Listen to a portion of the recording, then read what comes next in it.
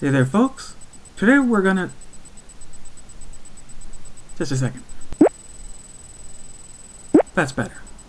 Now, where was I? Oh, right. Today I'm gonna talk about adulthood and what it's meant over the ages. Now, I want to preface everything I'm gonna say by saying the people of the past were not stupid. Their brains are just as good as mine. A little malnutrition now and then aside. And the people of the past were not ignorant in the sense that we would think of today, because they knew all kinds of things, just different things than what I know. I'm sure that my European peasant forebears knew a hell of a lot more about farming, harvesting, dancing, saints, etc. than I ever will. But you have to ask yourself, when you look into history, whether the definition of adulthood has changed over the years.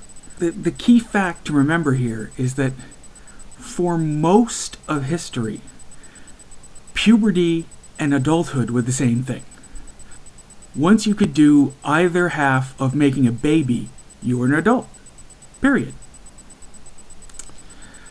And that means that what we think of as an adult,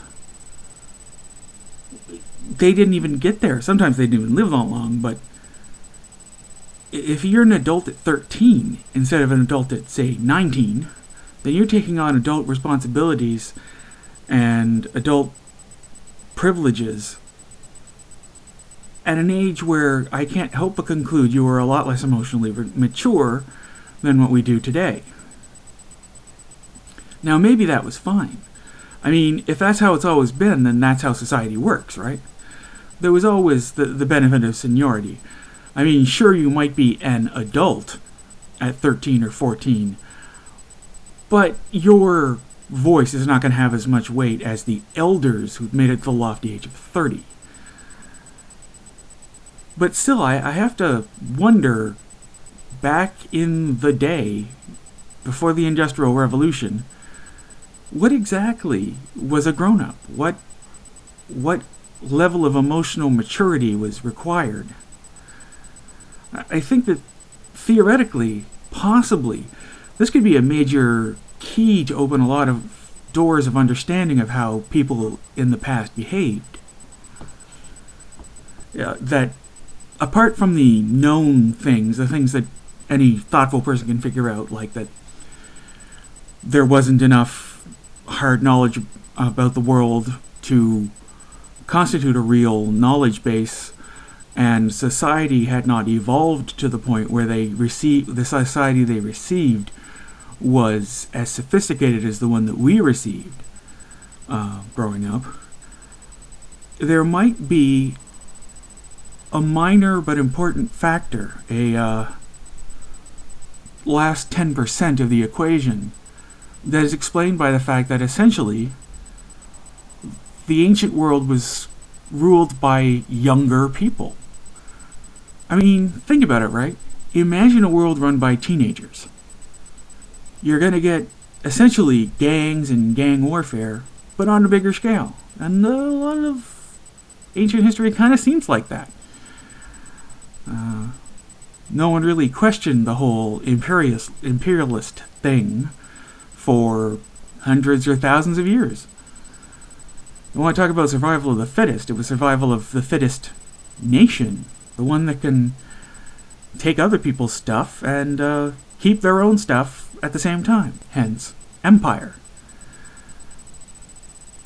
Could that be explained by not exactly being grown-ups?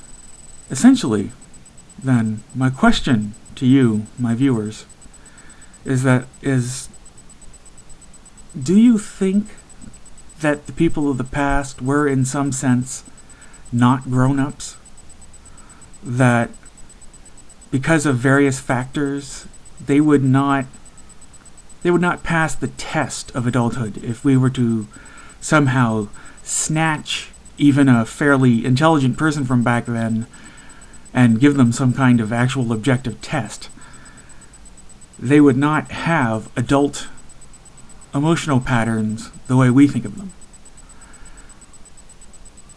I think it's possible. I don't think it could be a major factor. I think that other things are more important. But I have this nagging feeling that they just weren't grown-ups by our standards. That's my thought for today, folks. Talk to you later.